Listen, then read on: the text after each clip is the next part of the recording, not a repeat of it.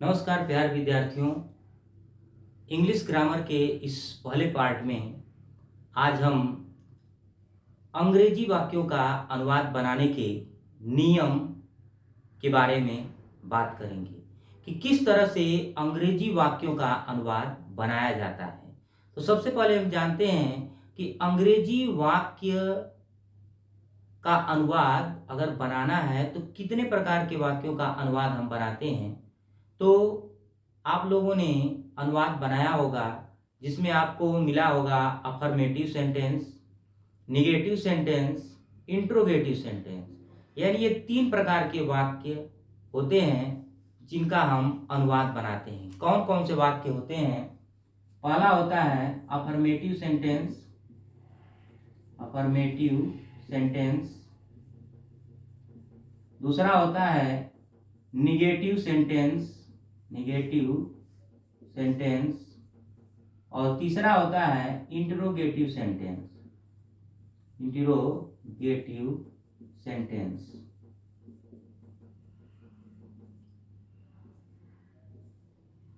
तो हम बात करेंगे कि किस तरह से अंग्रेजी वाक्यों का अनुवाद बनाते हैं। तो सबसे पहले हम देखते हैं साधारण वाक्यों। अफर्मेटिव सेंटेंस को हम बोलते हैं साधारण वाक्य, निगेटिव सेंटेंस को बोलते हैं नकारात्मक वाक्य, नकारात्मक वाक्य, और इसको बोलते हैं प्रश्नवाचक वाक्य।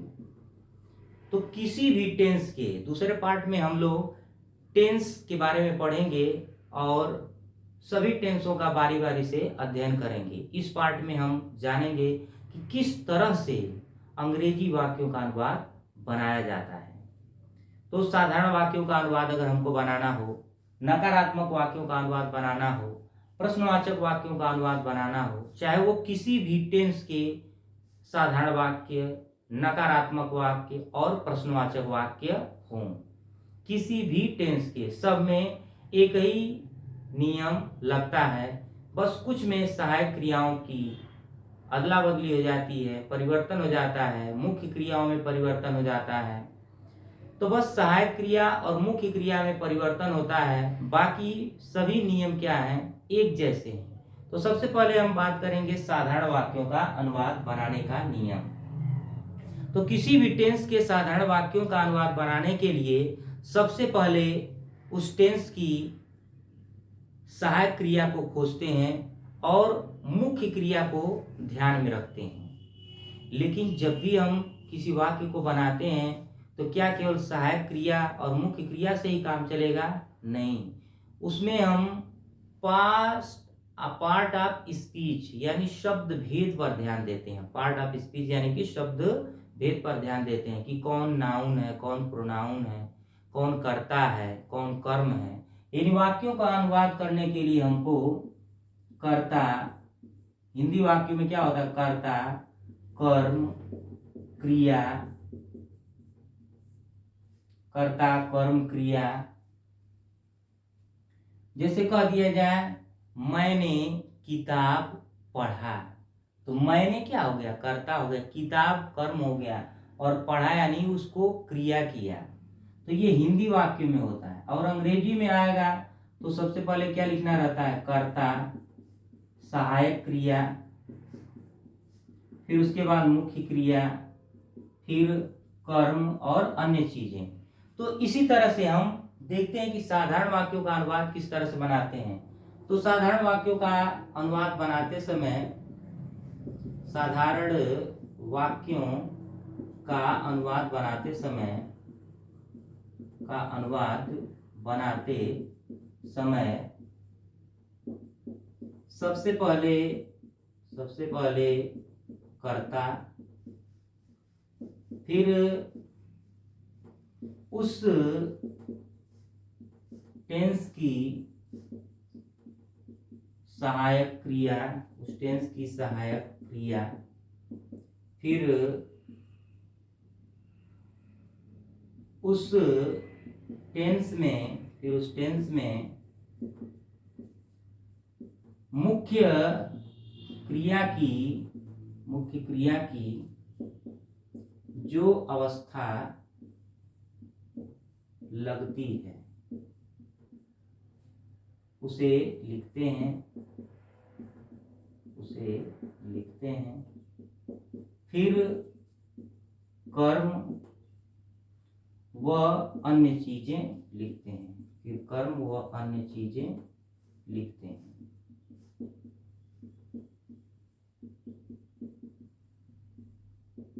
अब देखिए लिखने में और देखने में बड़ा लग रहा है, लेकिन जब इसका हम सेंटेंस कंस्ट्रक्शन करते हैं, वाक्य की संरचना करते हैं, तो हम सबसे पहले क्या लिखते हैं? Subject plus helping verb plus main verb plus object और प्लस अदर्स। यानी जब भी हमें साधारण वाक्यों का अनुवाद बनाना होगा तो हम क्या करेंगे? सबसे पहले कर्ता, फिर उस टेंस की सहायक क्रिया, फिर मुख्य क्रिया की जो अवस्था यानी first form, second form, third form, yes या ईएस, आईएनजी फॉर्म जो लगता है उसे लगाएंगे, फिर ऑब्जेक्ट लिखने के बाद अन्य चीजों को अंत में लिख देते हैं। तो आप लोग इसे जल्द से जल्द नोट करें, फिर हम आगे बढ़ते हैं और निगेटिव सेंटेंस की ओर ध्यान देते हैं कि निगेटिव सेंटेंस यानी नकारात्मक वाक्य। तो साधारण वाक्यों की पहचान कैसे करेंगे कि ये वाक्य साधारण है, जिसमें सिंपल बात कह दी जाए, मैंने खाना खाया, मैंने पानी पिया, राम पत्र लिखता है, राम पत्र पढ़ता है, राम अखबार पढ़ता है। ये सब क्या है? साधारण वाक्य है। और जैसे आ गया उस वाक्य में कि राम खाना नहीं खाता है, राम पत्र नहीं लिखता है, तो इसमें नहीं शब्द आने से वो वाक्य कैसा हो जाता है? नकारात्मक। तो अब हम देखते हैं नकारात्मक वाक्यों का अनुवाद बनाने का नियम। नकारात्मक वाक्यों का अनुवाद बनाने का नियम। तो देखिए नकारात्मक वाक्यों का अनुवाद बनाने के लिए क्या करते हैं? नकारात्मक वाक्यों का अनुवाद बनाते समय सबसे पहले कर्ता, फिर उस टेंस की सहायक क्रिया, फिर नॉट और सहायक क्रिया, फिर नॉट, फिर उस टेंस में मुख्य क्रिया की जो अवस्था लगती है उसे लिखते हैं, फिर कर्म व अन्य चीजें लिखते हैं। यानी कुल कहने का मतलब हो गया कि जब वाक्य नकारात्मक हो जाए तो उसका अनुवाद बनाने के लिए सहायक क्रिया के तुरंत बाद नॉट लगा देते हैं, सहायक क्रिया के तुरंत बाद नॉट लगा देते हैं। लेकिन कभी कभी वाक्य में कभी नहीं शब्द आता है, तो उन सब चीजों को हम टेंस पढ़ते समय क्लियर करेंगे। तो सहायक क्रिया के तुरंत बाद क्या करेंगे? नॉट लगा देंगे, helping verb plus NOT, not. अब हमारा एक और वाक्य बच गया, कौन सा? प्रश्नवाचक वाक्य। तो अब हम पढ़ेंगे प्रश्नवाचक वाक्यों का अनुवाद बनाने का नियम। तो आइए देखते हैं प्रश्नवाचक वाक्यों का अनुवाद किस तरह से बनाते हैं। तो देखिए प्रश्नवाचक वाक्य जो हैं कितने प्रकार के होते हैं? प्रश्नवाचक वाक्य दो प्रकार के होते हैं, एक होता है यस और नो टाइप और एक होता है WS टाइप। और अगर एक हम तीसरे प्रकार की बात करें तो प्रश्नवाचक वाक्यों में जब नहीं शब्द आ जाता है तो तीसरे प्रकार का प्रश्नवाचक वाक्य बन जाएगा। जैसे यस और नो टाइप का मतलब हो गया जब सहायक क्रिया से शुरू हो, जब किससे शुरू हो? सहायक क्रिया से शुरू हो। और WS टाइप का मतलब जब प्रश्नवाचक शब्द की अंग्रेजी पहले लिखा जाए। और जब यस और नो टाइप के साथ या WS टाइप के साथ नहीं शब्द आ जाता है तो कर्ता के तुरंत बाद NOT, नॉट शब्द का प्रयोग कर देते हैं और बाकी सब नियम सेम एक समान रहता है। तो आइए अब हम देखते हैं इंट्रोगेटिव सेंटेंस का अनुवाद बनाने का नियम।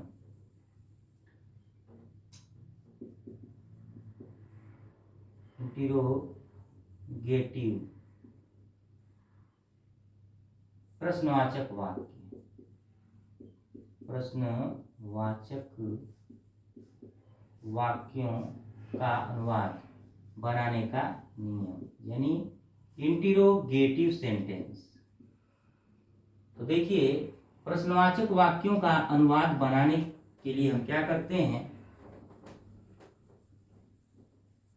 प्रश्नवाचक वाक्यों का अनुवाद बनाने के लिए दो टाइप के होते हैं। Type 1 yes or no type, yes or no type. जब क्या शब्द वाक्य में पहले आए, वाक्य में पहले आए। जब क्या शब्द वाक्य में पहले आए तो क्या करते हैं? उस टेंस की सहायक क्रिया, उस टेंस की सहायक क्रिया, उस टेंस की सहायक क्रिया प्लस कर्ता, फिर उस टेंस की मुख्य क्रिया, उस टेंस की मुख्य क्रिया की जो फॉर्म यानी जो अवस्था लगे, प्लस कर्म व अन्य चीजें लिखने के बाद अंत में प्रश्नवाचक चिन्ह अवश्य लगाते हैं। यही प्रश्नवाचक वाक्यों की पहचान है कि उसके अंत में क्वेश्चन मार्क्स दिया रहेगा। अब देखिए टाइप 2 है, तो टाइप 2 में क्या है? जब WH टाइप यानी कि जब प्रश्नवाचक शब्द